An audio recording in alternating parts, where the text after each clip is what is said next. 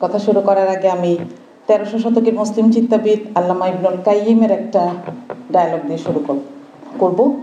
তিনি বলেছিলেন যে সভ্যতার অর্ধেক হচ্ছে নারী, আবার তারাই সভ্যতার বাকি অর্ধেককেও ধারণ করে। নারী যেন পুরোটা সভ্যতাকেই ধারণ করে। এই কথাটাকে আমার কাছে খুব সিগনিফিক্যান্ট মনে হয়। এটা আমার আত্মবিশ্বাসের অনেক বড় একটা জায়গা জুড়ে থাকে, যে আমি শুধু সভ্যতার অর্ধেকই না, বাকি অর্ধেকও আমার কাছ থেকেই আসে, তাই না? তো ইসলাম এবং নারীবাদ এই দুটাকে যদি একটু পাশাপাশি রাখি, আমি মুখোমুখি বলবো না, পাশাপাশি রাখি, তাহলে আমার কাছে অনেকগুলো জায়গা আসে। যেমন ধরেন, ইসলামের উৎস হচ্ছে ইসলাম একটা দর্শন, কিন্তু নারীবাদ একটা মতবাদ। আমরা যদি বয়স চিন্তা করি, নারীবাদের জন্মের অন্তত ১৩০০ বছর আগে ইসলামের কথা আমরা শুনেছি। আবার যদি উদ্দেশ্যের কথা চিন্তা করেন, ইসলাম ইনসাফের কথা বলে, নারীবাদ বৈষম্যের কথা বলে, তাই না? বৈষম্যকে অ্যাড্রেস করে কাজ শুরু করে। এবং নারীবাদ যেখানে মনে করে যে আমার লক্ষ্য অর্জিত হয়ে গেছে, ইসলাম সেখানে কাজ শুরুই করবে। কিরকম?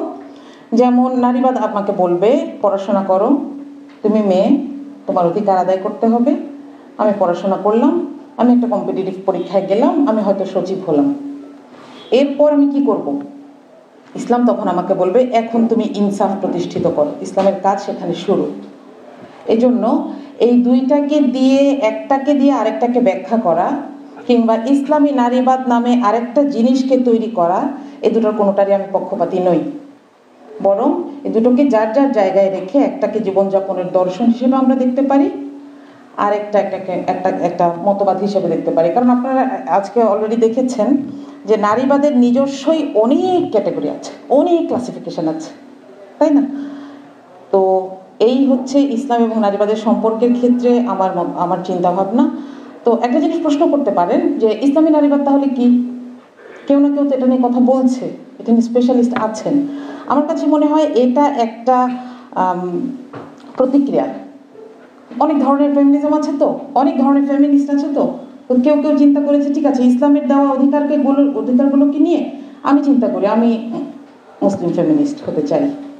এটা তার একটা সমস্যা হতে পারে, কিংবা তার একটা সমাধান হতে পারে, কিন্তু আমি এটার কোনো থিওলজিক্যাল জায়গা কিংবা থিওরিটিক্যাল জায়গা খুঁজে পাই না। তো এবার আসি যে আমাদের নারীদের সমস্যাগুলোকে যদি আমরা দেখতে চাই, বাংলাদেশের নারীদের কি কি সমস্যা এটা আমরা জানি, বা বাংলাদেশের নারীদের সমস্যাকে কোন কোন জায়গা থেকে দাঁড়িয়ে অ্যাড্রেস করা যায় সেটা আমরা জানি। তা আমি আপনাদেরকে একটু কয়েকটা গল্প বলি। যখনও নারীবাদ আসে নাই, তখনও একজন মুসলিম নারী পৃথিবীর প্রথম ইউনিভার্সিটি তৈরি করেছিলেন, ফাতেমা আল ফিহরিয়া।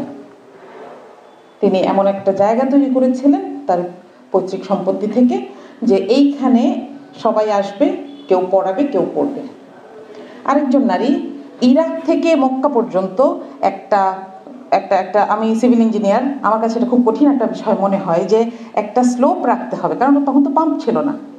একটা স্লোপ রাখতে হবে যেন পানি আসে, এই পানি আসবে এবং হাজিরা সেই পানি খাবেন। এই কাজটা একজন মহিলার করা। এই নহরটা এখন আর ব্যবহার হয় না, কিন্তু এটা আছে, এটা মক্কায় গেলে দেখা যায়। এটার নাম হচ্ছে নাহার ই জুবাইদা। জুবাইদা নামে একজন মহিলার করা। তাকে কিন্তু ইসলাম তখন এই কাজটা করতে নিষেধ করে নাই। একটু শুনতে কেমন লাগে না? এখন তো করে, তাই না? তাহলে সমস্যা সম্ভবত সেই ফিলসফিতে না, সমস্যা মানুষগুলাতে, যাদের হাতে এখন আমরা বইগুলো তুলে দিয়েছি। আমি যদি এখন সিসিডিকে বলি যে এখানে যারা এসেছেন তারা হতে পারেন বিভিন্ন ফিল্ডের স্পেশালিস্ট। আসলে আমি এই জায়গায় খুব খুব আনফ্যামিলিয়ার ফিল করে যেন আমি শুরুতে পরিচয় দিয়েছি, কারণ আমি সোশ্যাল সায়েন্সের মানুষ না, তারপরেও ঢাকা ইউনিভার্সিটিরও কেউ না, কখনো আসি নাই। মানে বেড়াতে এসেছি, টিএসসিতে এসে ফুচকা খেয়েছি, কিন্তু আমি তো আসলে একদিন বাসে উঠেছিলাম, আর কোনো দিন আসি নাই। তো আমি বিলং করি না মনে হয়, কিন্তু আমার মনে হয় আমার খুব আসলে আমার ভালো হতো, আমি পড়তে পারতাম। হ্যাঁ, তো ওই জায়গাটা থেকে আমার একটা ইচ্ছা বা স্বপ্ন, কল্পনা, যে আমরা এই জায়গাগুলো নিয়ে যদি একটু কাজ করি, একটু পড়াশোনা করি। তো সেইটুকু করেছি দেখেই হয়তো আমাকে শৈলী খুঁজে পেয়েছে।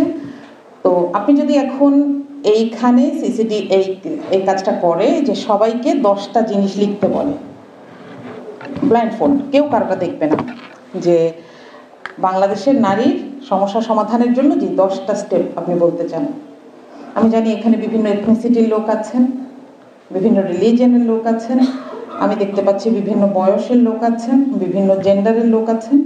আমরা সবাই যদি 10টা লিখি, বিশ্বাস করবেন কি না 8টা মিলে যাবে, কারণ আমরা টার্গেটটা এক, তাই না? কিন্তু আমাদের মধ্যে আবার অনেক পার্থক্য আছে।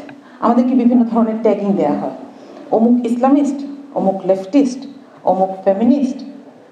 এইগুলো করে আসলে আমরা ব্রিটিশের সেই ডিভাইড অ্যান্ড রুলকেই বড় করছি, ডিভাইড অ্যান্ড রুল নিয়মটাকেই আস্তে আস্তে নিজেদের মধ্যে চর্চা করতে করতে আমরা সমস্যার দিকে তাকাতে ভুলে যাচ্ছি। আমরা একজন আরেকজনকে দেখি। আমি 2015-তে বাংলাদেশ মহিলা পরিষদে ডিপ্লোমা কোর্সটা করেছিলাম জেন্ডার এবং নারীর ক্ষমতায়ন নিয়ে।